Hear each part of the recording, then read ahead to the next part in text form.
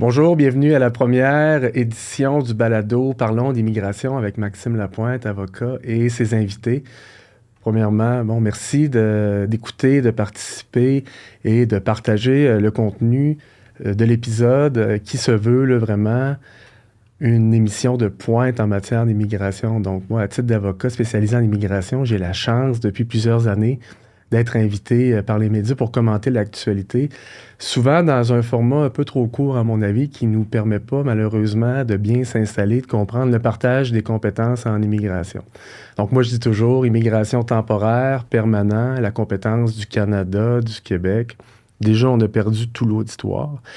Et ce qui m'a poussé à écrire un livre sur l'immigration en 2023 qui s'appelle Pour une immigration plus transparente, qui se veut la chronique de l'actualité d'immigration depuis 2018. Donc, on part avant les élections provinciales de 2018, les positions des partis, les élections, la coalition Avenir Québec est élue, une réforme, deux réformes, trois réformes, la COVID, un dossier fédéral. Et plus on avance dans le récit, plus c'est moi qui commente l'actualité dans les médias. Et là, j'explique vraiment pourquoi j'ai commenté dans tel article, pourquoi j'ai sollicité un journaliste pour faire une publication.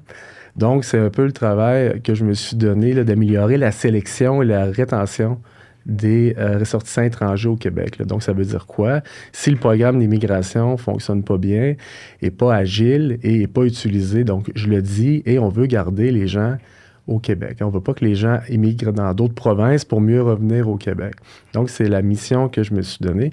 Et le podcast, aujourd'hui, c'est la continuité, finalement. Donc, le premier épisode, c'est sur le regroupement familial, les délais de traitement qui ont explosé. On aura deux invités. Premièrement, député de Québec solidaire, M. Guillaume Clich-Rivard. Et on aura aussi Mme Marie-Gervaise Pilon, qui est coordonnatrice au regroupement Québec réunifié. Donc, on va avoir ces deux invités-là en entrevue et on aura une table ronde. Je veux vraiment laisser la place aux invités. Je veux qu'on reparte à la fin de l'épisode et qu'on ait bien compris les tenants et aboutissants de l'immigration, surtout dans le regroupement familial.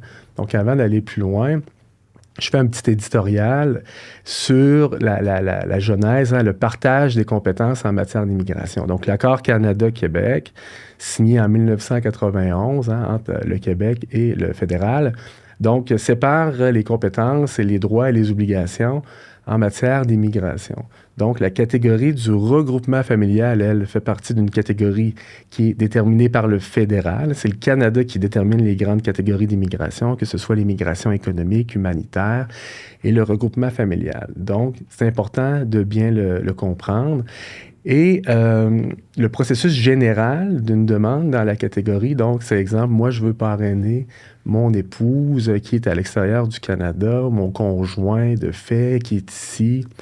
Alors, il y a aussi des parrainages pour les parents et grands-parents, mais ça, on va en parler plus tard. C'est vraiment un programme à part. Mais donc, époux, conjoint de fait, il y a trois autorisations à aller obtenir. La première, c'est d'Immigration Canada. Donc, on envoie une demande au fédéral. Et le Canada va se pencher sur l'admissibilité du parrain. Donc, est-ce que le parrain est en prison? Est-ce que le parrain est en faillite, non libéré? Si on répond non, généralement, on va avoir une lettre d'admissibilité du parrain qui, elle, nous permet de demander un certificat de sélection du Québec pour la personne qui est parrainée et on fait une demande d'engagement pour le garant. Donc, au provincial, on appelle la personne qui parraine le garant. Au fédéral, on l'appelle le répondant. Bon, déjà là, il y a un peu de distinction.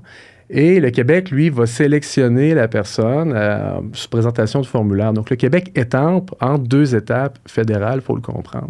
La troisième étape, c'est la résidence permanente. Donc, le gouvernement du fédéral, lui, va se pencher sur la santé, la sécurité, les antécédents de la personne qui est parrainée. Et le processus total au fédéral prend environ 12 mois. Le fédéral a une norme de service de traitement des dossiers. Donc, dans 80% des dossiers, le fédéral s'engage à les traiter dans 12 mois.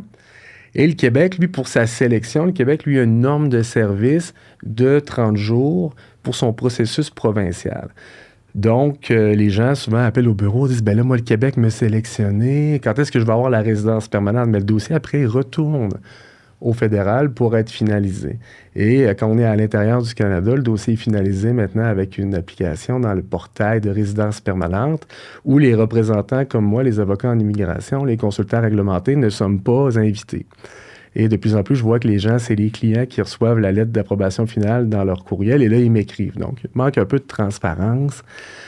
Au niveau du fédéral, là-dessus, là, on en reparlera, mais ça devient difficile pour les représentants de bien se positionner. Dans les dernières années, l'évolution de la demande, donc on a toujours eu une cible à la sortie d'environ 10 à 12 000 dossiers. J'en parle dans mon livre, justement, là, sur les délais récents, pas les délais, pardon, les dossiers approuvés. Et dans le regroupement familial 2016, il y avait 11 124 personnes, 2017, 12 136. Et on voit qu'à partir de 2019, dans le plan, lorsque la CAQ a été élue, en baissant les niveaux d'immigration de 20 bien là, on voit que le plan 2019, la cible, c'était au niveau de 8 900 personnes. Et on parle toujours de dossiers à la sortie. Mais malheureusement, la demande est très forte. Hein? Les gens vont se marier à l'étranger, les gens rencontrent sur Internet. La pandémie, les gens ne pouvaient pas voyager. Donc, il y a de plus en plus de gens qui ont trouvé l'amour un peu partout dans le monde. Et la demande dans les programmes pour le regroupement familial a augmenté de beaucoup. Et le gouvernement provincial, évidemment, le savait.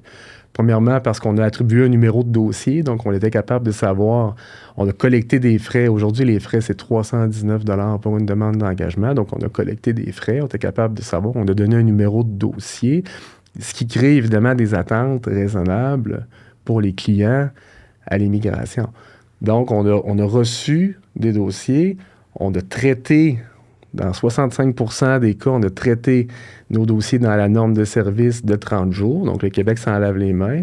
Dans le rapport de gestion du gouvernement du Québec de la dernière année, on a même un petit astérisque en note de bas de page. On dit on a traité plus de 15 000 dossiers. Donc, on a donné 15 000 certificats de sélection. Donc, on était relativement capable de savoir que la demande était plus forte que la sortie qui est dans le plan d'immigration depuis les 2 dernières années, 10 200 à 10 400 dossiers ou 10 200 à 10 600. Là. Donc, on est autour de 10 000 à la sortie. Et là, ce qui ressort dans les médias depuis la dernière année, beaucoup, c'est qu'il y a environ 38 000 demandes en attente d'admission au Canada, donc de sortie. On demande au fédéral de finaliser les dossiers. Et le Québec n'a jamais sonné l'alarme en disant « Oh, on a reçu beaucoup de dossiers versus notre capacité à sortir les dossiers. » Et dans le plan d'immigration du Québec, donc on n'a aucune débouchée. Là. On n'a pas augmenté les niveaux d'immigration. Bon, ce qui fait qu'aujourd'hui, si on demande au fédéral de traiter 10 000 dossiers environ à la sortie, mais il y en a 38 000 dans la machine, mais ça prend 3 ans et demi, de sorte que dans la dernière année, on a vu le fédéral séparer sur son site web les délais de traitement des dossiers destinés au Québec et les dossiers destinés à l'extérieur du Québec. Parce que le fédéral, lui, veut rencontrer sa norme de service de 12 mois.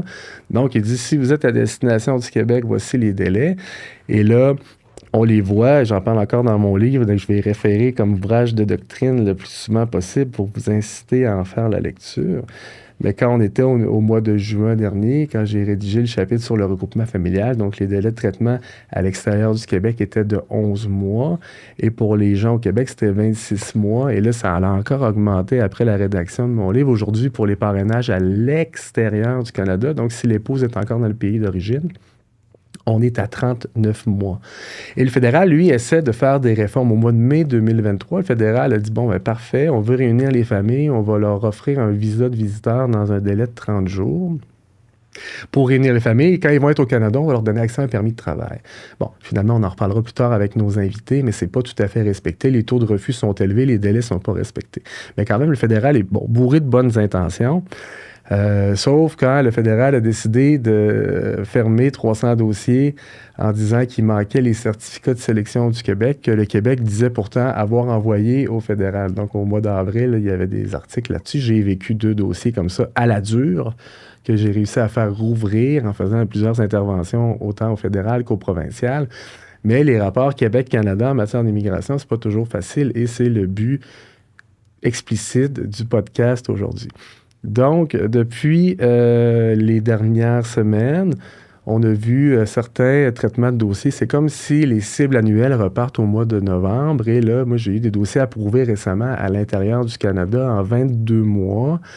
mais quand même, au fédéral, on aura un délai de traitement plus rapide. Et c'est ce que le collectif Québec réunifié va nous expliquer. Les gens songent à quitter le Québec pour aller dans d'autres provinces pour avoir un délai de traitement plus rapide.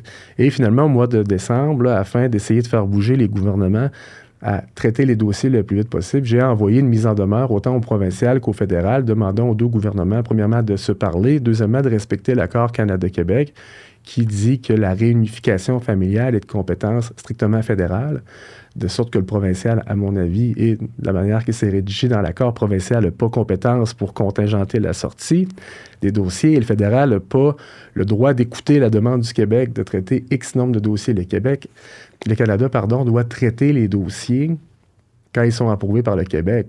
Donc, les délais devraient être les mêmes au Québec qu'ailleurs qu'au Québec, et on n'est vraiment pas là-dessus. Donc, les deux gouvernements, au jour d'aujourd'hui, sont en demeure, n'ont toujours pas répondu, et j'ai l'intention d'aller en Cour supérieure pour, justement, défendre les droits des gens qui attendent depuis j'ai des dossiers de 42 mois, donc des familles séparées.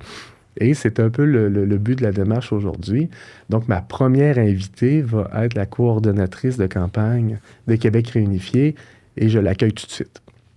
Alors, pour la première portion entrevue, j'accueille mes deux premiers invités, Mme Marie-Gervaise Pilon, coordonnatrice de campagne au sein de Québec réunifié. Bonjour. Et M. Guillaume Clich-Rivard, député de Saint-Henri-Sainte-Anne, avocat d'immigration qui représente évidemment Québec solidaire depuis bientôt 1 an. Donc, merci d'avoir pris le temps de venir nous expliquer un peu là, les enjeux là, que vous vivez en matière d'immigration. On va commencer avec une entrevue avec vous, Mme Pilon. Peut-être me raconter un peu là, la genèse de Québec réunifié. Ça a été créé quand? Quel est l'objectif? Bien sûr. Alors, Québec réunifié a été créé, en fait, au mois de juin 2023, plus précisément le 22 juin, par deux marraines, donc par Idia Lévesque-Martinet et Sonia Ouellette. Ça a été créé en réaction, en fait, à la nouvelle identification des délais de traitement sur le site d'IRCC qui montrait de façon différenciée là, les délais de traitement pour le Québec. Et lorsque ces marraines et d'autres parrains marraines ont vu ces délais, ils se sont organisés, en fait, pour faire des manifestations devant les bureaux du MIFI. C'est comme ça que ça a commencé. Aujourd'hui, Québec réunifié est une plateforme Facebook qui regroupe 1700 bénévoles. Plus de 1700 bénévoles, en fait, là, ça a explosé depuis décembre. Et nous sommes aussi une OBNL, donc enregistrés là, au registre des entreprises du Québec. Mais donc, si je comprends bien, c'est à partir du moment où Immigration Canada a séparé les délais de traitement pour les dossiers à destination de la province du Québec versus ceux à l'extérieur du Québec que là, vous vous êtes rendu compte qu'il fallait agir, c'est ça? Exactement. En fait, jusqu'à ce moment-là, il y avait un manque d'informations donc sur les raisons pour les délais qui étaient vécus par les parrains marraines au Québec. Alors, à ce moment-là, c'est devenu très clair qu'il fallait aussi agir au niveau du palier provincial parce que jusqu'à là, les actions étaient toujours individuelles et visaient directement le gouvernement fédéral. Donc, à ce moment-là, il y a eu une compréhension de la situation. Évidemment, par la suite, avec l'appui de M. Clich-Rivard, Québec réunifié, je n'étais pas avec eux à ce moment-là, a pu passer en commission parlementaire. On a pu faire une pétition. Moi, c'est via la pétition, d'ailleurs, que j'ai été recrutée par le groupe. Et ensuite, avec toutes ces actions-là, on a eu d'autres actions. On est passé aussi à l'Assemblée nationale en décembre avec l'appui du Parti libéral, puisque nous sommes un collectif non partisan, une organisation non partisane. Nous acceptons tous les appuis qui nous sont offerts, bien sûr. Je pense qu'il faut tous les prendre, là, évidemment. Je vois aussi sur les réseaux sociaux, vous cherchez... je ne veux pas dire en vain, mais presque l'appui du Parti québécois. Là. On verra comment ils vont se positionner. Puis bon, évidemment, le Parti conservateur du Québec, là, la politique, on va en parler un peu plus tard, peut-être en table ronde. Là. Mais dans le fond, bon, moi, ça fait quand même plusieurs années que j'avais compris ce bout-là, que le Québec, dans son plan d'immigration, dit au Canada, finalement, au stade de l'admission, finalise-moi X nombre de dossiers dans telle catégorie. Et puis, si les agents du fédéral ont terminé au mois d'avril, bien, ça va à l'année suivante, puis les dossiers s'accumulent. Mais pour monsieur, madame, tout le monde qui ne connaît pas les rouages de l'immigration, c'était totalement inconnu. Là. Ça commence à sortir dans les médias, justement. Je pense entre autres à Sarah Champagne, au Devoir, peut-être, qui a fait des articles en disant « Voici, le fédéral nous le dit, là. Nous, on traite la cible de dossiers que le Québec nous demande de traiter et ce qui crée, bon, la situation, là, l'engorgement actuel. Là. Et ce que je disais tantôt en éditorial, justement, c'est que c'était quand même assez prévisible. Le MIFI, le Québec pouvait le savoir. Premièrement, ils ont donné des numéros de dossier, ils ont encaissé des frais de traitement. Donc, on le voit dans le rapport de gestion du MIFI, que les revenus sont passés d'environ 2 millions à 4 millions là, d'une année à l'autre. Donc, on aurait dû savoir, au lieu de dire « Ah, mon Dieu, c'est donc bien payant, ce département-là », on aurait dû dire « On a reçu beaucoup trop de dossiers, s'il faut en sortir juste 10 000 ». Et on reparlera plus tard de ce qu'on a le droit d'exiger du fédéral de finaliser 10 000 dossiers là, au stade de l'admission dans un programme fédéral. Là. Je vois M. Clichy-Rivard sourire. Bon, ben, dans les grands événements là, de Québec réunifié jusqu'à présent, une pétition, vous avez parlé d'une pétition. Alors, il y a eu la pétition à l'Assemblée nationale. Il y a eu combien de signataires? La pétition de l'Assemblée nationale, de mémoire, avait plus de 1200 signataires. Vous m'excuserez, je ne suis pas la meilleure avec les chiffres, mais c'est le souvenir que j'ai. Est-ce que Je ne suis pas meilleur que vous avec les chiffres. Merci, monsieur le député, de me faire sentir plus à l'aise vis-à-vis de ça. On vous a entendu, en consultation publique dans les audiences. Exactement. Là, on a vu quand même, vous êtes très actif. Là, moi, je vous vois sur les réseaux sociaux. Évidemment, je vous suis. J'essaie de vous commenter le plus possible, de partager. Là, vous avez l'air d'avoir débloqué un budget même, finalement, de graphisme, là, parce qu'on voit, là, vous présentez des couples en disant « Voici leur histoire ». Alors, en fait, ça, je dois donner tout le crédit qui revient à César. Les superbes graphiques, le branding, en fait, dont on bénéficie chez Québec réunifié, c'est parce que notre fondatrice, Rydia Lévesque-Martinet, est graphiste. C'est impressionnant quand même. Félicitations. Donc, on a le bénéfice au sein particulièrement du groupe d'administrateurs, mais aussi de nos bénévoles, d'avoir vraiment un éventail de compétences très diversifiées. Moi-même, je suis enseignante, donc ça me donne certaines habiletés particulière, disons. J'ai aussi un bac en droit, mais je ne suis pas avocate. Je vous laisse ce titre, messieurs. Mais nous avons aussi au sein de notre organisation des comptables, un médecin. Dr Sacha Sidani, d'ailleurs, était présent à l'Assemblée nationale avec moi. On le salue.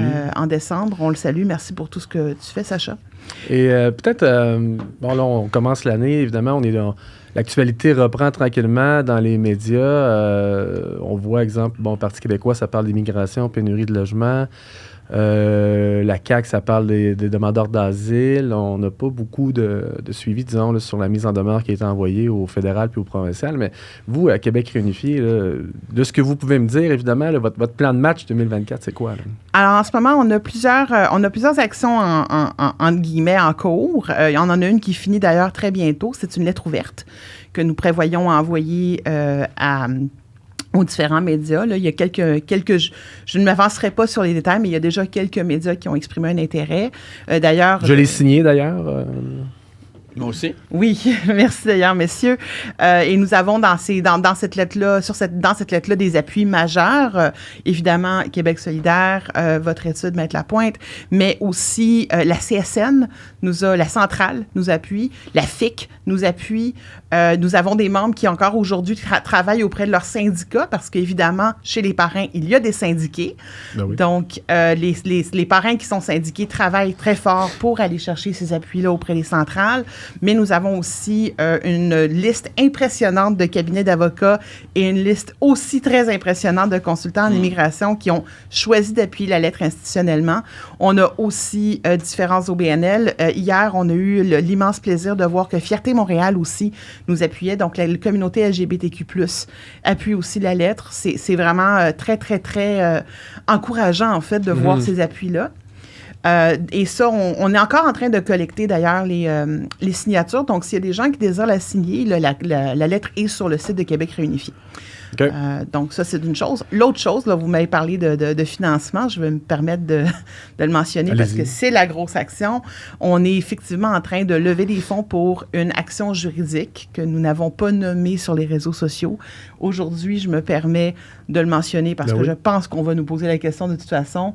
Je ne vous surprendrai pas en vous disant que nous tentons de financer présentement une action en mandamus. OK. Donc, c'est la prochaine étape. On espère toujours, je tiens à le souligner pour les membres du gouvernement qui peut-être m'entendent aujourd'hui, nous espérons toujours une sortie de crise qui sera hors du système judiciaire. Nous, tout ce qu'on veut, c'est retrouver nos familles, retrouver nos conjoints, accueillir nos enfants au Québec. Donc, on espère toujours une sortie de crise. On aurait pu en avoir une, d'ailleurs. Hein. Moi, j'ai envoyé la mise en demeure aux deux gouvernements le 13 décembre. Et 2 jours après, les journalistes, Radio-Canada, Journal de Québec, ont relancé. Il semble qu'il y avait une ouverture au niveau d'Immigration au Canada, mais que le Québec ne voulait pas bouger. Est-ce que vous avez rencontré le gouvernement du Québec? Effectivement, nous avons eu le plaisir de rencontrer le cabinet de Mme Fréchette. Mme Fréchette elle-même n'était pas présente à la rencontre, mais je ne peux pas vraiment dire que c'était une rencontre qui était aussi encourageante que nous l'aurions voulu. Il y a eu beaucoup d'appui au niveau de négocier différents aménagements autour de ce que le gouvernement fédéral fait ou ne fait pas. Mais pour ce qui est de discuter du plan d'immigration du MIFI, il n'y avait pas d'ouverture à augmenter les seuils dans le plan, comme on le fait, exemple, pour les gens d'affaires. Hein, on a attribué entre 5 et 6 500 quotas, disons, appelons-le comme ça, additionnels, dans le but de décongestionner les inventaires, sachant en plus que la catégorie du regroupement familial, les inventaires sont beaucoup plus nombreux que dans la catégorie des gens d'affaires. Mais on n'a pas voulu agir, c'est ce que je comprends. C'est exactement ce qui s'est passé. En fait, on s'est fait dire catégoriquement qu'on ne viderait pas l'inventaire du regroupement familial. Et il y avait aussi des demandes. Pour en prendre soin, évidemment. Pour en prendre soin. L'autre chose aussi qu'on a demandé, que minimalement soient traitées les demandes des personnes qui avaient reçu le CSQ, donc qui avaient reçu l'approbation du Québec. Et qui étaient à 12 mois. Et ça non plus, ça n'a pas été accepté. Est-ce qu'on avait un pourcentage de ça? Est-ce qu'on savait à peu près dans le bassin, ça constitue combien de monde? J'avoue que je ne suis pas en mesure, au moment où on se parle, de vous donner un chiffre. Pour ceux que ça intéresse, le certificat de sélection du Québec, j'en ai parlé en début dans mon éditorial, mais donc on fait une demande au début au fédéral. Le fédéral se penche sur l'admissibilité du parrain. Bon, ensuite, on fait une demande au Québec.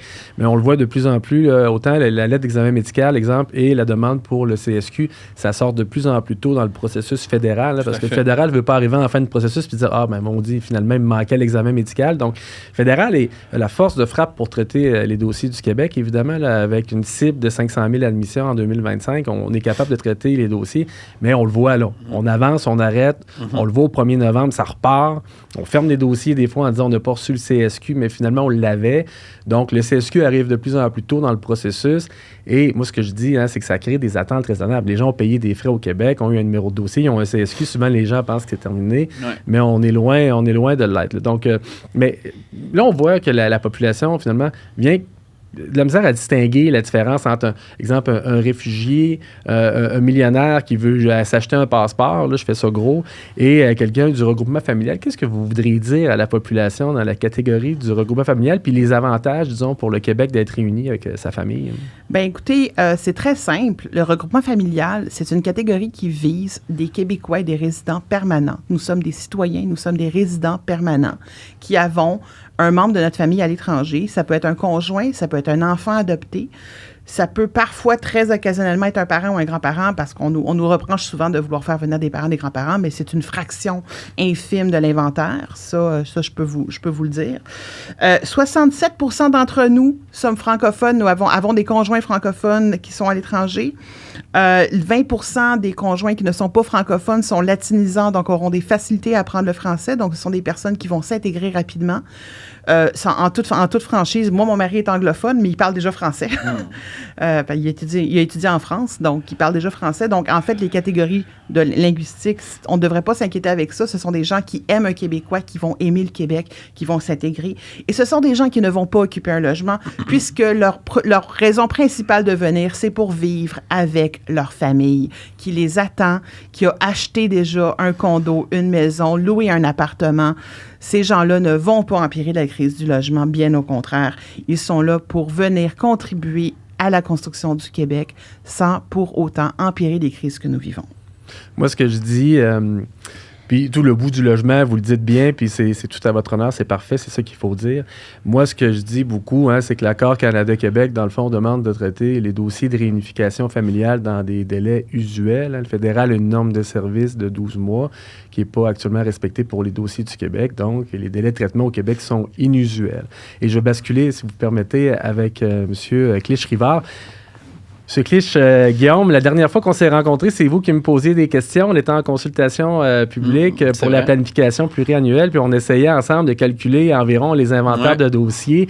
Et on arrivait, là, on espérait que tout le monde dans la salle comprenne de quoi on se parlait. Là. On n'était pas certain, mais on le faisait quand même de bonne foi. Et on arrivait à plus de 100 000 demandes. 120 000 environ. Nous, on arrivait à plus ou moins 100 000, mais Alexandre Duval est arrivé avec une vraie demande d'accès à l'information. Là, on voit, il y a environ 120 000 demandes. On va en parler en table ronde, mais juste avant, moi, je suis très impressionné par votre parcours professionnel d'avocat d'immigration. Et ensuite, en politique, là, c'est pas facile de conjuguer vie de parents et politique. Et j'ai beaucoup de respect pour ça. J'ai consacré d'ailleurs un chapitre complet, petit chapitre de mon livre, mais quand même, je prends le temps de mettre la peau. Et puis j'écoutais ce matin en m'en venant dans le train, là, un podcast, les engagés publics, là, où est-ce qu'on avait l'occasion de comprendre un peu plus le parcours, disons, politique puis de militants. Mais juste avant, peut-être, parcours académique, universitaire, les études en droit, c'était quelle université? Moi, j'ai fait d'abord un bac en relations internationales et droit international de Brady à l'UQAM. Ensuite, j'ai fait une maîtrise à Oxford Brookes University au Royaume-Uni en développement international et pratiques d'urgence. C'est là que m'a amené vraiment le volet refuge. Là. J'ai été faire du terrain, notamment mon mémoire de maîtrise en Ouganda, dans un camp de réfugiés de Rwandais qui allait être renvoyés vers leur pays d'origine. Puis finalement, ça m'a amené à vouloir finaliser mon droit. Puis je suis retourné à l'UQAM faire un bac en droit. Okay. Et j'ai obtenu mon barreau par la suite. Là, puis c'est là où j'ai vraiment commencé à pratiquer tout de suite. Directement en immigration? Tout de suite en immigration. J'ai eu la chance d'avoir un stage avec Maître Joanne Doyon, qui est une des grandes avocates québécoises en droit de l'immigration, qui a fait des dossiers jusqu'à la Cour suprême. Puis j'ai jamais lâché ce domaine-là. Donc on est vraiment dans le juridique, le judiciaire, là, des dossiers devant les tribunaux, là... Ouais, j'étais un avocat. J'étais encore un avocat, mais je faisais beaucoup de litiges. J'ai eu la chance de plaider devant la Cour fédérale, la Cour d'appel fédérale, la Cour suprême à quelques occasions. Là, des contestations de dossiers, des contestations constitutionnelles de chartes, des litiges, des mandamus, des contrôles judiciaires. C'est là-dessus où j'ai fait principalement mon expertise. Fait que c'est un peu ma tasse de thé quand même. Puis là, on a vu, dans l'actualité, deux campagnes électorales pour Québec solidaire dans Saint-Anne. Une où on a quand même chauffé... La chef du Parti libéral, et lorsqu'elle a décidé de quitter, vous êtes revenu à l'action, vous avez remporté une circonscription qui n'avait jamais été gagnée par un autre parti que le Parti libéral. C'est vrai. C'est quand même, c'est pas rien. À 44,5 quand même. 44,5 du vote. C'est quand même, c'est une belle victoire. Non, puis en plus, une partielle, il y avait quand même toute l'attention là, sur. Puis on a eu toutes les équipes sur le terrain. Là, bravo, puis félicitations, ça c'est sûr. Le rôle d'un député sans parler de Québec réunifié tout de suite, mais en général, là, pour les gens qui ne savent pas trop, dont j'en fais partie, là, dans le bureau de comté, qu'est-ce qu'on fait? Là? Dans le bureau de comté, on fait beaucoup de choses. Il y a les liens avec les citoyens, évidemment, puis les liens avec les organismes de la circonscription, qui sont très variés. Nous, Saint-Henri-Saint-Anne, ça compte 6 quartiers de Montréal qui sont assez connus. Là. Griffintown, la Petite-Bourgogne, Saint-Henri, Pointe-Saint-Charles, Côte-Saint-Paul, Ville-et-Mort. C'est quand même des quartiers diversifiés qui ont des qualités différentes, qui ont des spécificités et des personnalités différentes. Puis ça fait qu'il faut représenter tout ce monde-là puis être disponible pour eux. Ça fait aussi 6 fêtes de quartier, ça fait aussi 6 tables de concertation, 6 banques alimentaires. Bref, on a beaucoup de travail à faire sur le terrain. Puis il y a évidemment nos citoyens et citoyennes qui ont des enjeux, qui ont des problèmes, notamment avec l'immigration. On a des attachés politiques de circonscription. Moi, j'en ai 3 à mon bureau de Saint-Henri-Saint-Anne. Je les salue d'ailleurs. Le volume de demandes d'immigration par semaine dans un bureau comme c'est quand même considérable. Ouais, hein? C'est quand même considérable. Puis, il y a ce qui touche le fédéral qu'on peut renvoyer au député fédéral, mais évidemment, ce qui touche le MIFI, de plus en plus. Puis c'est par là que, tranquillement, lentement, mais sûrement, évidemment, avec mon expertise à la base, puis, je veux dire, mon cabinet puis les dossiers, mais c'est par des gens comme Québec réunifié qui nous contactent, qui nous font part de changements de règlement, qui nous font part de changements de délai de traitement, en fait, surtout. Puis moi, j'attends X, puis des cas citoyens, des cas réels, que vraiment, on vient mobiliser puis impliquer dans un dossier, puis qu'on est capable de le monter au niveau national. Puis ça, c'est vrai pour l'immigration, c'est vrai pour la santé mentale, c'est vrai pour un refuge qui ferme, c'est vrai pour toutes les situations qui touchent notre circonscription, qu'on est capable, quand on est un député terrain, puis impliqué, de monter au niveau national quand c'est nécessaire. Puis, le rôle de Guillaume Clich-Rivard, député de Québec solidaire, dans la quête de Québec réunifié, c'est quoi, là, actuellement, ou dans les derniers mois, ou dans les prochains mois aussi, là, finalement? Là? Bien, évidemment que, comme Québec réunifié l'a très bien dit, ils sont totalement apolitiques, ils sont non partisans, là, et moi, on collabore beaucoup. Je sais que le Parti libéral collabore beaucoup avec Québec réunifié aussi. Moi, je suis très à l'aise avec ça aussi. L'enjeu, là, pour moi, de la réunification des familles, puis des Québécois, puis des Québécoises, c'est pas une question politique partisane. C'est une question de de droits fondamentaux, puis de respect de la vie d'autrui, puis du fait qu'un Québécois, puis une Québécoise, là, ben, si ça décide de se marier à l'étranger, il décide de se marier à l'étranger ou se marier ici avec un étranger, ben, je veux dire, pour moi, c'est une question fondamentale de droit, là, le droit à la famille, le droit à l'égalité, le droit de vivre, finalement. Donc, pour moi, là, ça, c'est une question même qui dépasse l'immigration. C'est une question de base, puis de respect, puis de justice fondamentale envers des gens qui sont Québécois, qui ont fait le choix personnel de faire leur vie puis de tomber en amour avec quelqu'un qui n'est pas d'ici. Cette personne-là veut venir vivre ici. C'est même pas à la limite une question d'immigration. C'est une question de droit à la famille, de droit fondamental. Puis là-dessus, Québec solidaire, dans une logique progressiste, puis évidemment de respect des droits puis d'accès à l'égalité, bien, c'est sûr qu'on va toujours se battre pour des causes comme celle de Québec réunifié. Mais je pense que ça fait plaisir à Québec réunifié aussi d'avoir enfin, disons, à l'Assemblée nationale, un député sur les 125 qui connaît bien les rouages de l'immigration, parce que autant dans les médias, en 2015, quand j'ai commencé, disons, à être médiatisé, c'était on en prend 50 000, c'est trop. Qu'à l'Assemblée nationale, on a entendu toutes sortes de phrases qui n'ont pas d'allure là, sur c'est suicidaire, puis on va en passer. Puis ça continue, là, cette semaine. On a eu beaucoup d'actualités en immigration. Et, mais tiens, allons-y, là, direct. On parle beaucoup d'avoir les pleins pouvoirs en immigration. Et moi, je me plais toujours à dire, c'est beau de vouloir les pleins pouvoirs, mais premièrement, il faut savoir par où les demander. Là. Donc, moi, ce que je dis toujours, c'est rouvrir l'accord Canada-Québec. C'est prévu à l'article 33. Chacune des parties peut demander à l'autre de rouvrir l'accord dans un délai de 6 mois. Donc, moi, si j'étais premier ministre du Québec, je dirais au fédéral, parfait. Dans 6 mois, voici, je sollicite une rencontre, voici ce que j'ai l'intention de vous demander. Donc ça, c'est la bonne manière de faire. Mais deuxièmement, les pleins pouvoirs, c'est quoi pour vous les pleins pouvoirs en immigration? Mais d'abord, sur le préambule, effectivement, moi, je ferais ça avant de jouer des opérations de com, des lettres ouvertes au premier ministre, des déclarations, des tournées de presse, puis des discours à la Chambre de commerce du Québec. Là. Je veux dire, la ministre de l'Immigration puis le premier ministre Legault sont les exécutifs, là, sont ceux qui sont au pouvoir.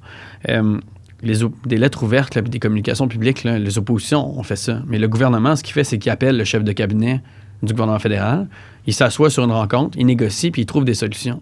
Et moi, j'ai trouvé honnêtement que c'était un aveu d'échec du gouvernement Legault, une confirmation qu'ils ne se font pas respecter du tout par le fédéral, que de lancer une lettre ouverte comme ça, c'est une admission d'échec. Je pense que le gouvernement ne se fait pas respecter par le fédéral. Puis plutôt que de faire une lettre ouverte, puis des déclarations de presse, ben, je pense qu'on aurait dû mieux fait de négocier. Maintenant, les pleins pouvoirs, qu'est-ce que ça veut dire? Ça veut dire gérer complètement, puis comme l'accord Canada-Québec le prévoit, hein, gérer complètement notre immigration temporaire. L'accord Canada-Québec dit que tous les travailleurs étrangers temporaires devraient avoir une autorisation du Québec. En ce moment, dans le PMI, c'est pas le cas. Autour PMI, de 60... Programme Mobilité Internationale, Ouais, là, pour ceux qui ne le savent pas, là, c'est les exceptions, là, disons, là, du programme régulier des travailleurs étrangers temporaires, qui est un programme co-géré par le Québec et le Canada. Mais on n'est plus dans les exceptions, finalement. Quand on regarde entre le PTET et puis le PMI, entre les deux programmes, là, finalement, on tourne autour de 60-65% qui tournent finalement dans l'exception. Ouais. Le Québec a des pouvoirs. L'accord Canada-Québec les prévoit. Puis ça, c'est pas respecté. Il faut rapatrier ça pour que ça soit rapatrié ou respecter ça pour que ça soit prévu. La réunification familiale, on est capable de le gérer, mais le gérer comment? Puis là, toute la question est là. C'est très beau de rapatrier les pouvoirs, mais après ça, il faut les utiliser correctement. C'est ça. Puis ça, la logique entre Québec solidaire et la CAQ là-dessus est complètement différente. Québec solidaire rapatrierait les pouvoirs pour respecter les familles, puis s'assurer qu'il y a des délais de traitement raisonnables. Il n'y a pas si longtemps que ça, dans le travailleur qualifié, on parlait de 24, 26, 28 mois de traitement à cause du fédéral. Ça, c'est inacceptable. Donc, qu'on rapatrie nos pouvoirs, mais pour gérer comme il faut, et non pas pour finalement faire l'inverse, puis faire attendre les familles, puis causer de la détresse, puis de l'anxiété, puis de la séparation. J'avais commenté dans les médias, justement, en juin 2022, là, quand François Legault faisait le tour des médias pour dire qu'il voulait les pleins pouvoirs en immigration, surtout dans la réunification familiale, puis ils ont quand même payé leur contentieux, disons, là, pour savoir est-ce que c'est faisable. Ils se sont rendus compte que non, parce que c'est un programme qui est de compétence fédérale. Et moi, je disais... je pense que le gouvernement, s'il voulait récupérer les pleins pouvoirs, ce serait pour imposer un niveau de français aux époux, aux épouses, là, un peu comme on le fait dans le programme, exemple, de l'expérience québécoise. Et j'avais sollicité le journaliste Alexandre Duval de Radio-Canada en donnant l'exemple d'un de mes clients qui disait « Ma femme est en train de se franciser. Si jamais on lui demandait un niveau 7 de français au jour 1, j'irais vivre dans une autre province. Puis j'aimerais voir avec vous, Marie, dans vos membres, là, parce que je le vois beaucoup sur les réseaux, les gens... je veux pas dire menace, mais les gens disent qu'ils vont aller vivre dans d'autres provinces parce que ce serait moins long au niveau des délais de traitement. Puis quand on regarde, c'est vrai, sur les sites gouvernementaux, on voit que c'est moins long ailleurs qu'au Québec. Qu'est-ce qu'ils vous disent, vos membres, là, sur les délais de traitement, le français, puis est-ce qu'il y a beaucoup de gens qui veulent quitter, finalement? J'aimerais ça rebondir sur quelques éléments de la question que vous venez de me poser. Et la première, c'est justement sur la question de la francisation. Ça n'a pas été mentionné, mais c'est ma spécialité. Je ne suis pas prof de francisation, mais je suis professeur de langue. Moi, dans la vie, j'enseigne l'anglais langue seconde. Donc, la question de l'acquisition langagière, c'est vraiment, entre guillemets, là, en anglais, on dirait « it's my wheelhouse hein, ». C'est vraiment là, ma spécialité. Et la langue ne s'acquiert pas uniquement par l'enseignement structuré. Pour apprendre une langue, il faut avoir la possibilité d'y être immergé. Je l'observe quotidiennement avec les personnes qui sont parrainées internes, qui sont au Québec, qui ont la possibilité d'interagir avec des Québécois. Ces gens-là vont avoir une francisation 1000 fois plus rapide que la personne qui paye un cours à l'Alliance française dans son pays, parce qu'en plus, ce ne sera pas avec un professeur de francisation québécois, ce sera à l'Alliance française. Donc, c'est une variété de français différente qui va exiger une adaptation supplémentaire à l'arrivée. Donc, il y a tout un enjeu autour de la francisation qui militerait pour que les personnes puissent venir plus rapidement. Bon, après ça, est-ce que les gens pensent quitter le Québec en raison de la question de la langue? Moi, je ne vous dirais pas que c'est le cas. Les gens pensent quitter le Québec en raison des délais de traitement. C'est ça qui motive les gens à quitter. Ouais. Les gens ne pensent pas quitter le Québec parce qu'ils ne parlent pas assez le français. Les gens veulent quitter le Québec parce qu'ils ne veulent plus attendre. Parce qu'ils attendent déjà depuis 2 ans. Ils attendent déjà depuis 2 ans et demi, 1 an et demi, 3 ans. Quand est-ce que ça va finir? Et avec la modification avec les seuils du MIFI et la façon dont IRCC traite les demandes aussi, c'est que la cible, et par cible, là j'entends bien le moment d'arrivée du parrainé externe, ne cesse de bouger. Ouais. Hein, c'est une cible mouvante, donc ça devient très difficile de prévoir la vie des gens. Les gens ont besoin de vendre leur maison, ils ont besoin de vendre leurs effets personnels. Il y a toute une logistique autour de ça qui est rendue difficile par ce mouvement de la cible qui se déplace. Donc, les gens quittent pour, en fait, avoir une cible qui ne bouge plus. C'est la raison pour laquelle les gens se tannent et vont en Ontario. Et j'imagine que ça va faire le bonheur du ministre Miller parce qu'ils veulent encourager l'immigration francophone. Alors, c'est très bien. Il y a des Québécois francophones qui quittent pour aller en Ontario pour ces raisons-là. Ministre Miller était bourré de bonnes intentions. En fait, c'était Sean Fraser encore, là, au mois de mai 2023, quand le fédéral a annoncé des visas de visiteurs en 30 jours pour réunir les familles et l'accessibilité au permis de travail ouvert en arrivant au Canada. Malheureusement, pour l'avoir testé dans quelques dossiers, les délais ne sont pas respectés. Les taux de refus sont quand même élevés aussi. Hein. On n'a pas démontré qu'on allait repartir du pays. Et il faut faire attention aussi quand on entend justement les chroniqueurs politiques qui disent, exemple, je fais une parenthèse, on a fermé le chemin Roxham, maintenant ça arrive par Montréal parce qu'on a slacké les exigences des visas visiteurs. C'est pas si vrai que ça. Là. Il y a quand même encore des refus de visas visiteurs. Donc, l'idée était quand même bonne.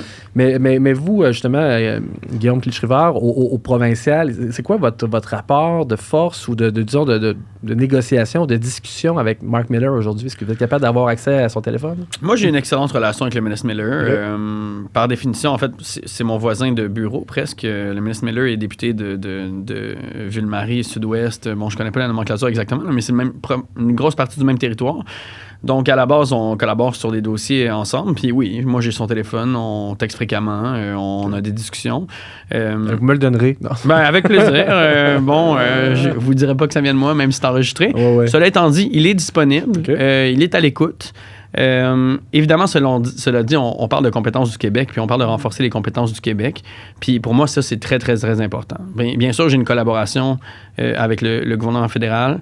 Bien sûr, il y a des affinités politiques sur la question de l'immigration. Là, sur d'autres questions, on est assez loin, mais il y a quand même des affinités politiques.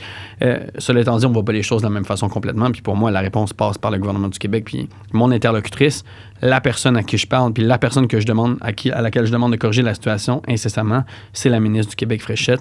Le Québec doit se faire respecter. Le Québec doit avoir des cibles qui sont raisonnables puis qui sont respectueuses de la vie d'autrui. Puis là, en ce moment, c'est pas ça. Puis le problème, il est là. Il est au niveau de l'immigration du Québec. C'est comment vos relations avec, justement, Christine Fréchette, là, depuis que vous êtes entré en poste? Vous avez quand même travaillé avec elle à l'étude des crédits, entre autres, en consultation publique. Vous vous êtes vus quand même beaucoup. Là. Les relations, c'est comment?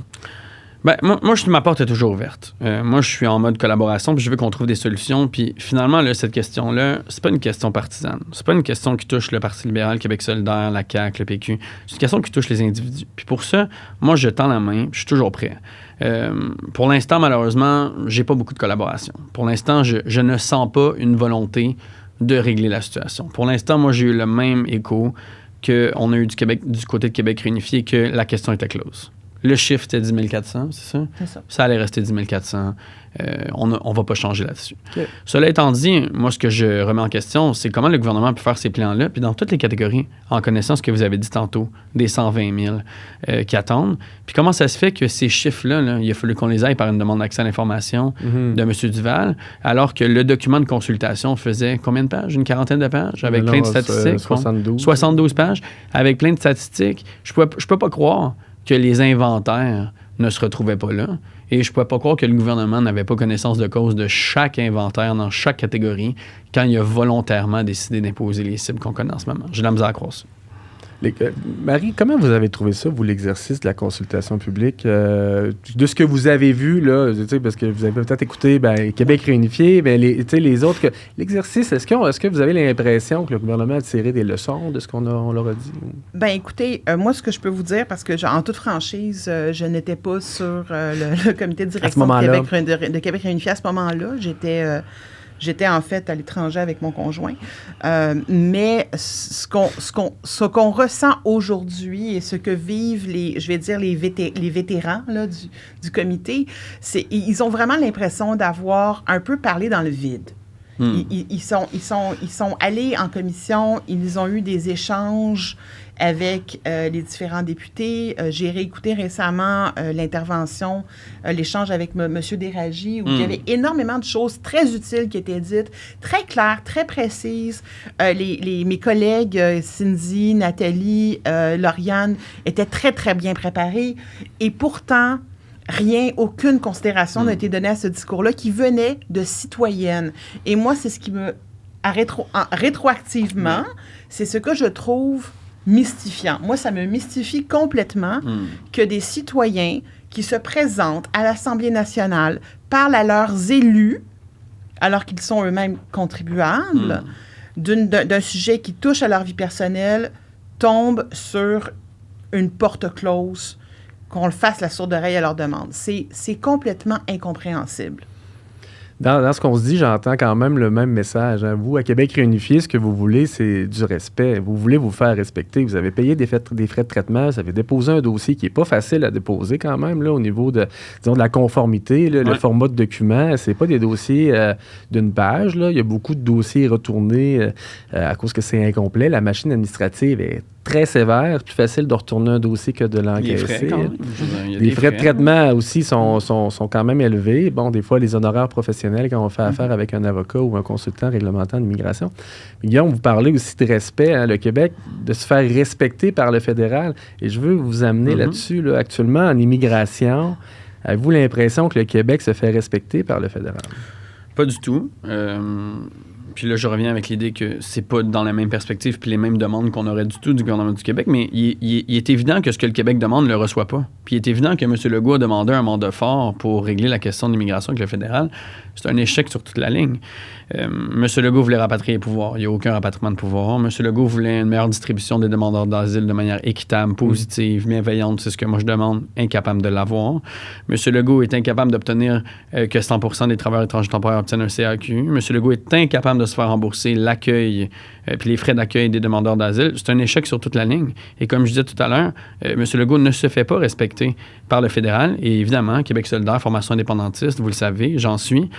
Pour nous, il n'y a qu'un seul constat clair, c'est que pour se faire respecter, et évidemment, puis je redis, là, on ne ferait pas les mêmes affaires qu'ils feraient là, mais contrôler notre immigration à 100%, de manière positive, inclusive, raisonnable, responsable, mais pas au détriment des familles québécoises. Ça, c'est pas vrai. Mais ça, c'est un échec. La CAQ n'a pas réussi à se faire respecter et ne réussit pas après 5 ans à se faire respecter par le fédéral. Il y a un enjeu là, qui touche peut-être moins les regroupements familiales, mais qui parle quand même beaucoup de se faire respecter.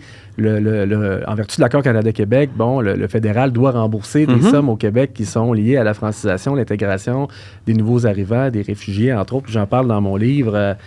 On n'avait jamais entendu vraiment parler dans les médias, mais à partir de 2022, Joël Denis Bellavance a sorti un article, puis moi j'en parlais beaucoup, mais on voit en 2017, exemple, le Québec reçoit 20 de l'immigration canadienne, un petit peu moins, mais reçoit 50 des fonds du fédéral pour l'accueil et l'intégration des immigrants. Ouais. Et là, on avait dans les médias récemment une facture de 470 millions. Ouais. Mais la question que je me pose, c'est est-ce que ça se pourrait que le Québec en ait trop reçu versus ce qu'il avait vraiment dépensé pour l'immigration? Puis c'est la raison pour laquelle le fédéral devrait moins en donner. C'est une question possible, puis je pense qu'il faudrait voir l'examen comptable, là, bien franchement. Là. Moi, j'ai pas vu l'ensemble des postes de dépenses du Québec dans les 2-3 dernières années, puis j'ai pas vu l'ensemble de ce que ça coûte puis de ce que le fédéral va retourner. Cela dit, je veux dire, si le gouvernement du Québec établit sa facture, puis c'est ça que ça coûte, moi, j'ai confiance que les fonctionnaires du gouvernement du Québec et du ministère arrivent avec le vrai chiffre. Là. Puis je pense que c'est un chiffre qui ressemble relativement à ce qu'on avait toute proportion gardée, puis avec le nombre d'augmentations, avec ce qu'on avait précédemment comme entente. Maintenant, comment, après ça, le provincial le dépense? Bien, moi, je pense que dans le respect du Québec, il faut que le Québec puisse décider comment qu'il le rembourse après, comment qu'il le dépense. Donc, il faut qu'il y ait une entente préalable. Il n'y a pas eu d'entente. Ils sont pas capables de négocier. Comment ça se fait que ça, là, à coût de dizaines, de centaines de millions, ça se discute par lettre ouverte, que finalement le ministre fédéral discute. Comment ça se fait là, que le Québec n'est pas capable de se faire respecter au point où ils ne sont pas capables d'avoir une réunion formelle, premier ministre avec premier ministre, où on fait nos demandes puis qu'on règle la situation? Ça, je trouve ça particulièrement terrible. C'est navrant.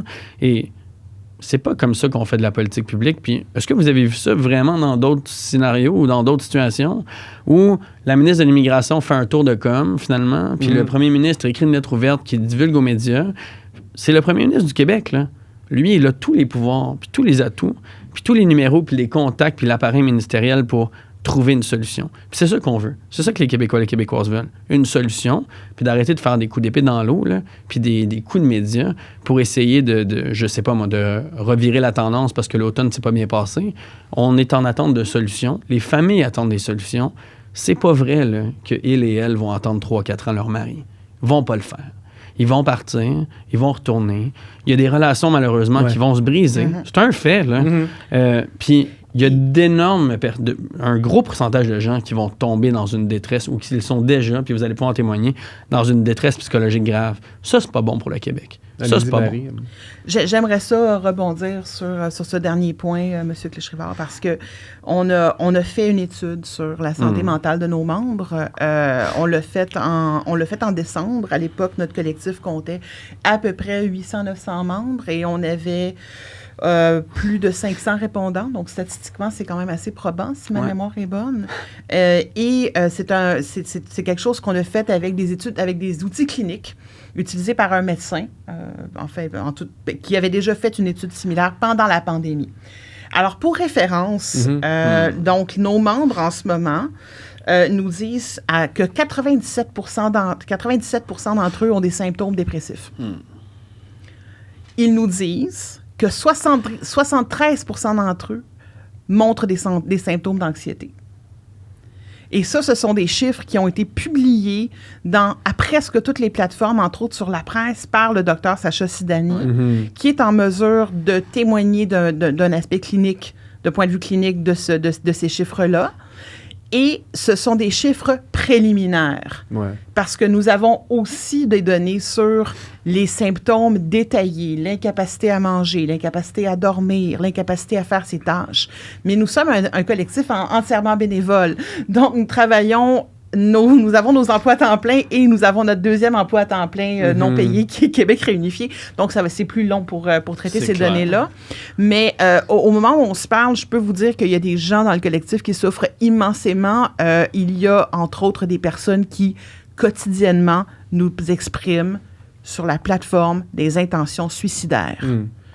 Il y a des gens pour qui cette situation est si intenable qu'ils veulent mettre fin à leur jour. Ouais. Et le gouvernement ne fait rien. Surtout en début janvier, là, le Blue Monday, là, le troisième lundi de janvier, des périodes difficiles, donc les gens qui souffrent de détresse psychologique, il y a de l'aide qui existe. Et on trouve ça quand même dommage là, qu'une décision politique d'immigration affecte les gens à ce niveau-là. On n'a pas besoin d'avoir des études très poussées pour savoir que si on regarde le site gouvernemental le lundi, puis que le délai de traitement est exemple de 24 mois et qu'on est rendu à 23, puis ça nous crée évidemment une excitation, et que le lendemain on regarde et c'est rendu à 42 mois, on n'a pas de difficulté à comprendre que ça crée un chamboulement. Et les deux, vous le dites, là, il y a des gens qui m'ont écrit à ce sujet-là aussi.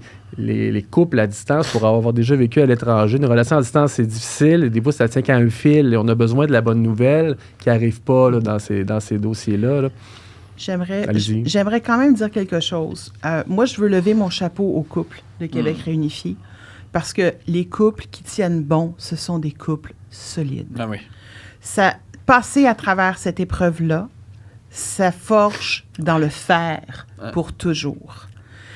Moi, je vis à distance de mon mari depuis 4 ans, pour des raisons qui n'ont rien à voir avec le gouvernement, parce que nous sommes tous les deux des professionnels avec des obligations familiales, mais rien n'est plus fort qu'un couple qui n'a rien d'autre à faire que de se parler à tous les jours. Ouais. Quand tu parles à quelqu'un à tous les jours pendant des heures, tu connais cette personne, tu apprends à l'aimer, tu apprends à la comprendre, tu apprends à accepter ses travers, bien plus que juste en regardant Netflix. Alors on doit aussi démystifier les relations à distance qui sont souvent stigmatisées comme étant des relations factices, alors qu'en réalité, ce sont des relations qui peuvent être extrêmement fortes. Et avant que quelqu'un sur Twitter me dise « Ah, t'as jamais vu ton mari? » Non, je passe 5 mois par année avec mon mari, merci beaucoup. Est-ce que vous avez des attaques, des fois, des gens sur les réseaux? Parce que moi, ça fait pas si longtemps que je suis sur la plateforme X, anciennement Twitter. J'ai pas vraiment de gens qui m'invectivent, là. J'en ai peut-être un en tête, mais bon. Vous, est-ce qu'il y a des gens qui vous disent de retourner chez vous, peu importe? Là? Oui. Je me suis déjà fait dire de retourner chez moi alors que je suis née sur le plateau Mont-Royal. En tout cas, je peux toujours quitter les Basses-Laurentides et retourner sur le plateau Mont-Royal, là, mais ça ne fera pas une grosse différence. On parle beaucoup des seuils d'immigration, là, 35, 50, autres, mais il y a des gens, il faut comprendre au Québec qu'il y a des gens, des immigrants, ils en veulent 0. Là. Donc, ça devient difficile des fois d'expliquer que même si on arrêtait la machine d'immigration aujourd'hui, il y a encore 2 millions de demandes en traitement immigration au Canada, des centaines de demandes en cours devant les tribunaux. Donc, c'est beau de dire, moi, je ne veux pas d'immigration, mais dans la réalité, il y a des programmes. Et on est là pour les utiliser. Là. Mais la solution concrète, moi, je la connais, là, mais Guillaume Clichy-Rivard, c'est quoi la solution pour Québec réunifié là, au niveau politique d'immigration? Là? Ben, la décision me semble claire. Là. Je veux dire, le seuil actuel dans la réunification familiale, c'est un seuil qui est dépassé, là, qui ne fonctionne pas. Moi, je pense qu'on doit viser un délai de traitement moyen d'autour d'1 an, puis de s'orienter autour de ça pour faire un seuil qui fonctionne. Évidemment qu'il va y avoir des fluctuations dans le temps. Là. Il y a des années où il va y avoir plus de demandes, d'autres années qui vont avoir moins de demandes, puis il va pouvoir avoir des variations. Mais on ne peut pas, humainement parlant, avoir un programme comme ça qui prend le double, le triple, le quadruple de temps que les autres. Ça n'a pas de bon sens. Mais j'en profite, puis je le dis à Québec réunifié, puis je l'ai toujours dit, ça devrait être ça pour l'ensemble de nos programmes d'immigration quand même.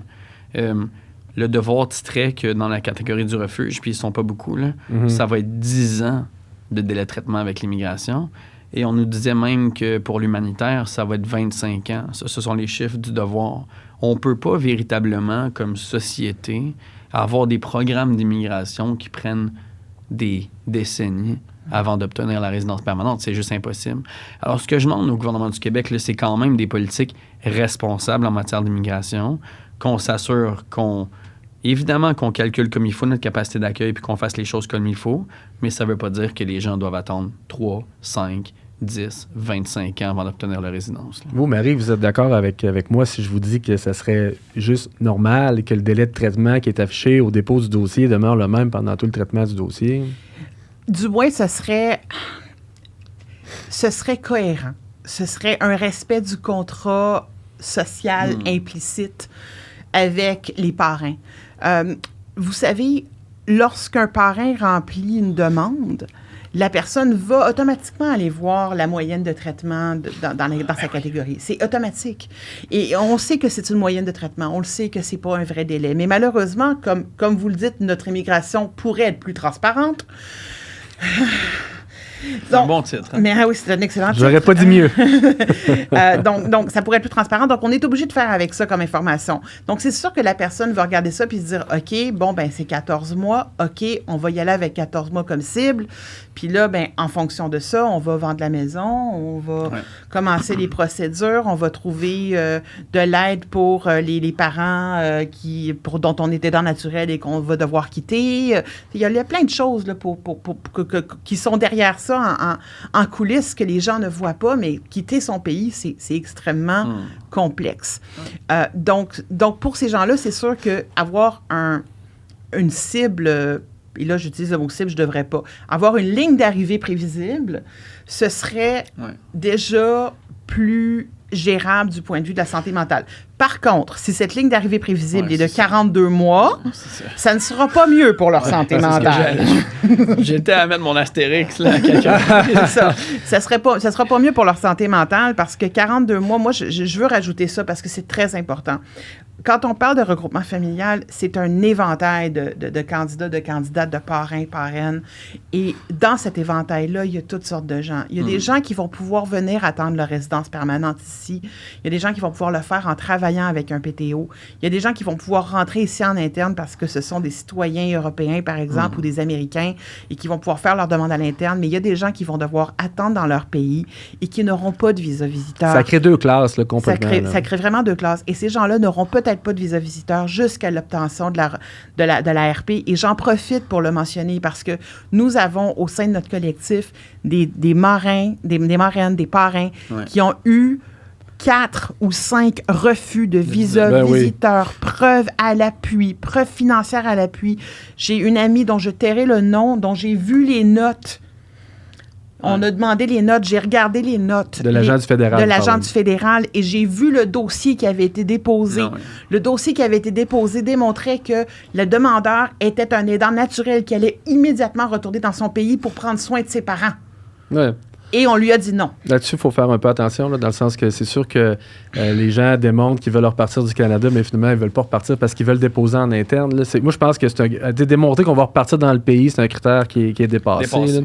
Donc, moi, deux choses. Là, on parlait de seuil, puis moi, j'ai amené justement dans ma mise en demeure le concept de seuil dynamique. Là. Ça veut dire, en tout temps, essayons de garder les inventaires de dossiers pour avoir un traitement en 12 mois. Là. Donc, ça veut dire que ça se peut qu'on en traite plus ou moins, mais ramenons ça. Donc, avec un seuil dynamique. Traiter plus de dossiers quand il y en a plus à traiter. Ramenons ça au même niveau de la norme de service du fédéral de 12 mois dans 80% des cas. Je pense qu'elle est acceptable là, pour tout le monde. Là. Puis vous mettre la pointe, vous parlez d'une mise à zéro des inventaires. Ça fait partie de vos propositions. C'est sûr que moi, j'avais recommandé en consultation publique de faire 2 années dans l'année 2024. L'année 2024.1 où est-ce qu'on élaguerait tous les inventaires de toutes les catégories, puis après, on repartirait à 9. Parce que moi, personnellement, le seuil de 35 000, exemple du Parti québécois, ou moins, finalement, on verra. J'ai rien contre, mais quand on sait pertinemment qu'il y a plus de 122 000 personnes qui attendent, dont 38 000 et plus juste dans le regroupement familial, ça veut dire que le seuil d'immigration totale du Québec pour le Parti québécois ne vide même pas l'inventaire du regroupement familial. Donc là-dessus, je suis plus ou moins d'accord, mais le point, c'est vidons ce qu'on a. Parce que dans le fond, au Parti québécois aussi, si on leur disait, bon, mais vous, on vous a dit oui, madame, le monsieur, on vous a donné un certificat de sélection, et vous, au PQ, on vous a dit oui pour votre projet de pays, mais finalement, ça va prendre 4 ans. Comment vous le prendriez? C'est la même chose. Bien, c'est en fait, parce que on s'est dit, on se voit sur Twitter, mais c'est ce que j'ai dit d'ailleurs sur le fil de M. Paul Saint-Pierre Plamondon il y a à peine quelques jours, où je lui ai dit, moi, il y a quelqu'un qui m'a questionné sur mes orientations politiques. Je suis pas là pour en parler puisque je représente aujourd'hui un collectif non partisan. Sauf que moi, ce que j'ai dit, c'est que c'est très difficile d'appuyer un projet de société, quel qu'il soit, s'il nous interdit notre vie personnelle. Comment est-ce que je peux dire oui à ce que le Québec soit un pays si le Québec ne veut pas de mon conjoint? Québec solidaire. Moi, je parlais... allez-y, terminez, allez-y. C'était bien placé. La porte était grande ouverte, je vous l'accorde. Mais c'est ça l'argumentaire. Moi, mon message envers les politiciens du Parti québécois, c'est si vous voulez faire un pays avec les personnes qui sont dans des relations binationales, vous devez protéger leurs droits à l'autonomie et à leur vie privée. Vous devez les assurer qu'ils auront leurs conjoints, leurs enfants avec eux dans un délai raisonnable, dans le même délai qu'ils auraient eu s'ils étaient au Canada. On rappelle que les gens ont été sélectionnés par le Québec. Donc, techniquement, il n'y a pas de raison de les faire attendre. Et c'est l'esprit de l'accord. L'accord Canada-Québec dit, dans la catégorie du regroupement familial, les délais doivent être usuels et raisonnables. Donc, ça veut dire que le fédéral devrait traiter les dossiers approuvés par le Québec. Et bon, on en reparlera dans une éventuelle poursuite, malheureusement, mais pour régler une partie du problème, moi, ce que je recommande, ça serait que le gouvernement du Québec émette une lettre d'entrée hâtive pour permettre de demander plus facilement un permis de travail, un peu comme on le fait dans la catégorie des gens d'affaires. Donc, on les sélectionne en disant, bon, ben, vous êtes travailleur autonome, vous avez démontré que vous aviez les actifs, la source de vos fonds, elle est licite, on vous donne un certificat de sélection du Québec. Ensuite, on leur donne une lettre d'entrée hâtive qui permet de demander au fédéral un permis de travail. Comme ça, les gens peuvent aller commencer leur vie au Québec, peu importe les délais de traitement de la résidence permanente qui sont par ailleurs de 61 mois pour la catégorie des gens d'affaires. Donc, c'est pas chic, mais avec une lettre d'entrée hâtive entre les deux qui permet de demander. Puis ça fonctionne là, pour en faire beaucoup, il n'y a pas de problème. Donc, ma recommandation au gouvernement, en espérant qu'il écoute l'épisode, ça serait de créer une lettre d'entrée hâtive qu'on donnerait avec le certificat de sélection du Québec pour demander au fédéral d'émettre le permis de travail. Et là, on pourrait laisser de côté, enfin, la démonstration de repartir dans le pays, qui est finalement un concept des années 1900. Là. Donc, my two cents ici, là. Ouais, moi, je dirais plus simplement qu'on arrête de bloquer l'émission de la résidence permanente, puis qu'au lieu de faire étape 1-2, qu'on fasse juste émettre la résidence. Vous disiez les 68 mois, je suis d'accord, mais s'il n'y avait pas les quotas qu'il y avait en ce moment, ce ne serait pas 68 mois. Donc, absolument. Je pense que je suis pas contre l'idée, mais je pense que globalement, qu'on leur émette la résidence en 12 mois. Oui, mais là-dessus, pour avoir une consultation au bureau pas plus tard que la semaine dernière, des gens qui attendent depuis 42 mois un parrainage de l'externe, monsieur est en Tunisie. Le bureau de Paris attend le rapport des antécédents de Tunisie parce que, bon, monsieur, finalement, aurait été emprisonné dans les années 2000. Dans ces scénarios-là, c'est très différent. Donc, c'est ça aussi la norme de service du fédéral de 12 mois dans 80 %. Il y a des dossiers où c'est plus long. Il faut juste faire attention. C'est pas à cause que, oui, le Québec, en fait, le tamponne dans 2 étapes fédérales. Le Québec, dans une demande d'engagement, ne regarde pas grand-chose. Finalement, une preuve d'adresse, une facture d'Hydro-Québec, puis on est reparti. Donc, juste faire attention de respecter quand même les concepts, là, disons, de la santé puis de la sécurité du pays. 100%. Mais ça peut être dans 12 mois. Allez-y, Marie. Oui, bien, c'est ça. Une des choses que je voulais dire, c'est que c'est intéressant l'idée de la lettre d'entrée hâtive, mais elle a des limites. Et la grande limite, en fait, dans ma tête, vient de l'expérience des candidats internes. Un candidat interne est essentiellement un citoyen de seconde zone. Il y a des gens qui, d'ailleurs, on en parlait tout à l'heure, là, mon collègue que je ne peux pas nommer, dont la conjointe est médecin, qui ne peut pas pratiquer ici parce qu'elle attend sa résidence permanente. On manque de médecins cruellement au Québec. Là-dessus, c'est sûr que dès qu'il y a un ordre professionnel, là, le projet d'immigration, là, il y a 2 composantes. Il y a les délais d'immigration, mais il y a aussi l'ordre professionnel. Ça va être à travailler. Mais le point demeure que si cette personne-là, dans ce cas hypothétique-là, par exemple, du médecin qui est présentement en interne ou qui serait rentré avec ce qu'on appelle la lettre d'entrée hâtive, cette personne-là serait quand même dans la situation actuelle de ne pas pouvoir exercer son activité professionnelle ou commencer son recyclage. Donc, pour ces gens-là, il y a un retard dans le développement professionnel. Ça va avoir un impact économique sur la famille. Ça va avoir un impact aussi sur la santé mentale de la personne qui travaille, parce que personne qui aime ça ne pas travailler. N'en déplaise aux trolls sur Twitter. Non, c'est vrai pareil. Et donc, finalement, je pense que c'est, entre guillemets, là, c'est juste s'acheter un peu de temps mais je ne sais pas si ce serait vraiment le band-aid là, le plus définitif. Je comprends, puis moi, je suis là pour lancer des idées. Ouais, mais moi, ce que je vous dis, c'est d'autre part, il faut faire attention parce qu'on a un gouvernement provincial qui a tenté de récupérer les pouvoirs complets en matière de réunification familiale pour mettre un niveau de français. Donc, on aurait pu 38 000 demandes dans la machine si on exigeait un niveau de français intermédiaire avancé. Votre conjoint, peut-être qu'il se qualifierait, peut-être pas, même s'il parle français, il l'a appris. Donc là, dans l'écosystème dans lequel on est, il va falloir faire des choix. Est-ce qu'on veut réunir la famille au plus vite ou avoir la résidence permanente, sachant qu'on peut peut-être pas faire les deux. Donc, il y a peut-être un compromis en disant réunissons les familles. Et je pense que le fédéral, là-dessus, moi, je dois le dire, là, je trouve que le fédéral est de bonne foi, mais malheureusement, dans la réalité, les annonces du mois de mai, les délais de traitement de 30 jours de visa de visiteur ne sont pas respectés. Donc, c'est un coup d'épée dans l'eau. Et l'année 2024, là, on va avoir besoin de plus de cohérence, mais plus de dialogue aussi entre le Québec et le Canada. On le voit, les relations sont rompues. Le fédéral ne veut pas rembourser les fonds du Québec. Les deux ministres ne se parlent pas, s'écrivent des lettres. On est au début de janvier. On n'a pas encore vu François Legault nulle part en apparition publique. Mme Fréchette, elle, fait le tour des chambres de commerce, parle des demandeurs d'asile, mais ne parle pas, malheureusement, du dossier du regroupement familial. Puis c'est pas à cause qu'on n'a pas essayé dans l'actualité dans les derniers mois d'en faire parler. Donc, il va falloir faire un deuxième tour de roue là-dessus. Là. J'ai une question pour vous deux, puisque vous êtes tous les deux avocats et que je ne le suis pas. Quel serait l'impact si, de cette exigence linguistique là, de niveau 7? L'exigence linguistique pour la citoyenneté de niveau 5? Non, mais attends, donc l'impact, c'est assez simple. Là. L'impact, ça veut dire que si on a un niveau 7, on ne peut pas déposer de dossier. Ensuite, est-ce que le niveau est trop élevé versus ce qu'on demande pour la citoyenneté?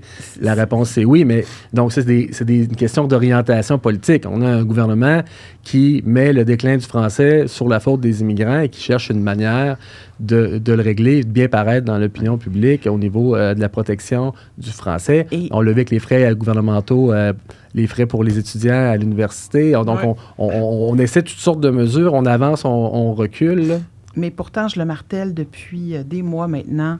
Si on veut protéger le français, commençons par protéger l'enseignement du français. Ah, définitivement. Commençons par investir dans plus de francisation. Commençons par prendre soin de nos élèves qui n'ont pas nécessairement les meilleures conditions d'apprentissage. C'est aussi des conditions d'apprentissage du français, ça. Tu sais, je veux dire, on parle du déclin du français, mais on ne parle pas des conditions dans lesquelles il est enseigné. Je m'excuse, c'est pas pour faire de la convergence des luttes, mais on peut pas parler de protéger le français en ayant un bouc émissaire sans garder les conditions dans lesquelles on enseigne la langue ou sans garder les conditions dans lesquelles la langue est propagée. Quels sont les investissements qui ont été faits pour propager la culture québécoise francophone? Quels sont les investissements qui ont été faits pour encourager nos artistes? Tout ça. Je vais vous ramener rapidement à l'immigration. Non, mais je trouve que c'est important. Je trouve que c'est important de poser cette question-là. Dans quelle mesure les immigrants sont-ils réellement la cause du déclin du français et qu'est-ce que nous, les Québécois, faisons pour promouvoir notre langue? Moi, c'est la question que je me pose à chaque fois que je vois ça. Donc, on parle beaucoup de sélection par le Québec, l'admission par le Canada, et le bout dans ce dossier-là qu'il faut comprendre en conclusion, c'est qu'on n'a jamais tenu compte du stade de la réception. On a accepté de traiter combien de dossiers en encaissant des frais gouvernementaux, en donnant des attentes raisonnables aux gens qui ont payé ces frais-là, versus la capacité soit à donner un certificat de sélection du Québec ou à demander au Canada de finaliser l'admission au Canada. Donc, la sélection, l'admission, on commence dans les médias à comprendre un peu la différence, mais on n'a jamais parlé de la réception. Et dans le cas du regroupement familial, c'est qu'il y a beaucoup plus de gens qui déposent des dossiers que le nombre de dossiers qu'on demande au fédéral de sortir en fin de parcours. On parle de 38 000 versus 10 000. Donc, on en est là. Selon moi, c'est assez facile, la solution.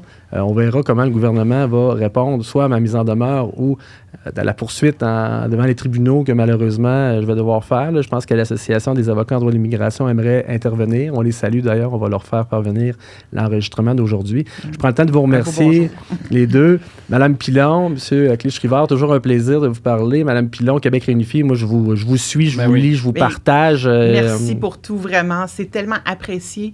Et je tiens à le répéter pour nos membres qui vivent. Je pense que je l'ai décrit en assez grand détail.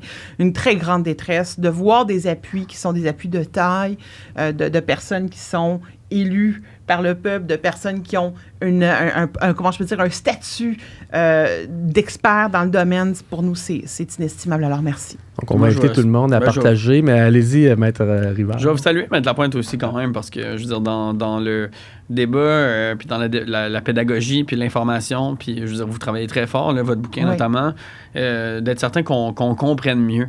Puis c'est correct aussi, puis je le dis, là, vous le faites de façon non partisane, vous le faites avec tous les partis, vous êtes ouverts, puis vous jouez vraiment, puis aujourd'hui, c'est aussi ça l'impact, puis votre balado, Québécois, qu'on comprenne mieux, puis qu'on comprenne tous mieux ces débats-là pour qu'on soit capable de se forger notre idée.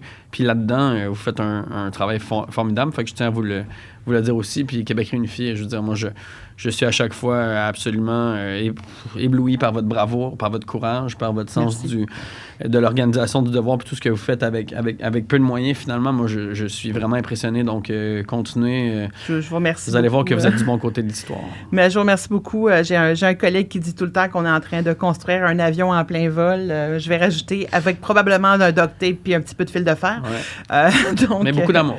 Mais beaucoup, beaucoup, beaucoup d'amour. C'est un travail d'amour qu'on fait. En fait, tout ce qu'on fait, c'est pour nos conjoints.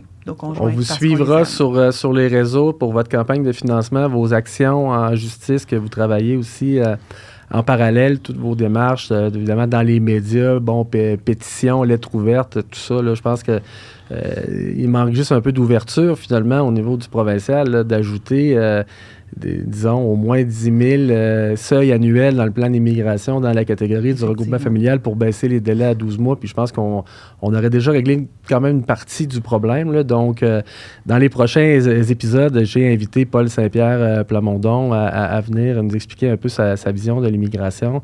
Stéphane Enfield aussi, qui est avocat d'immigration, qui est co-porte-parole en matière d'immigration. Et qui a fait des très belles sorties sur le regroupement familial cette semaine, là. On le salue, puis on va être très ouvert à comprendre la vision du Québec pays, des notions d'immigration. Surtout les pleins pouvoirs. Moi, je suis curieux de voir dans la tête de chacun c'est quoi les pleins pouvoirs. Donc, on voit un peu à Québec solidaire jusqu'où on aimerait aller.